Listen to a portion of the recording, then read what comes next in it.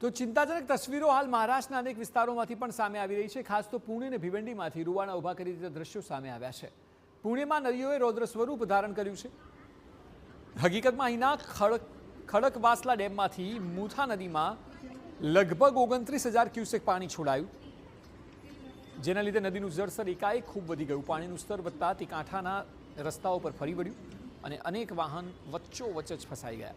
સ્થિતિ એવી થઈ કે લોકોએ ભારે હાલાકીમાં ત્યાંથી વાહનો મૂકીને જવાનો વારો આવ્યો। પાણીના પ્રચંડ પ્રવાહમાં ફસાયેલી કારોને બહાર નીકાળવા લોકો ભારે જહેમત ઉઠાવતા પણ નજરે પડ્યા હતા। દાવો છે કે પાણી છોડાતા નીચાણવાળા વિસ્તારોને એલર્ટ કરાયા હતા, પણ તેમ છતાં અનેક લોકોને મુશ્કેલીમાં મૂકવાનો વારો આવ્યો।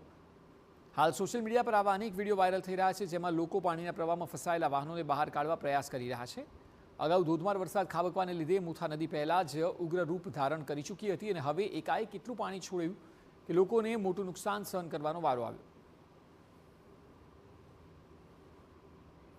પાણીના પ્રચંડ પ્રવાહ વચ્ચે એક યુવકનું રેસ્ક્યુ કરવાની ફરજ પડી હતી। મુથા નદી પર બનેલા ગરવાર પુલ નીચે ગાંડીતુર બનેલી નદીના પ્રવાહમાં એક યુવક ફસાયો હતો, જો કે ફાયર વિભાગ દ્વારા સત્વરે કામગીરી કરીને યુવકને સલામતપણે તેમાંથી બહાર નીકાળી લેવાયો।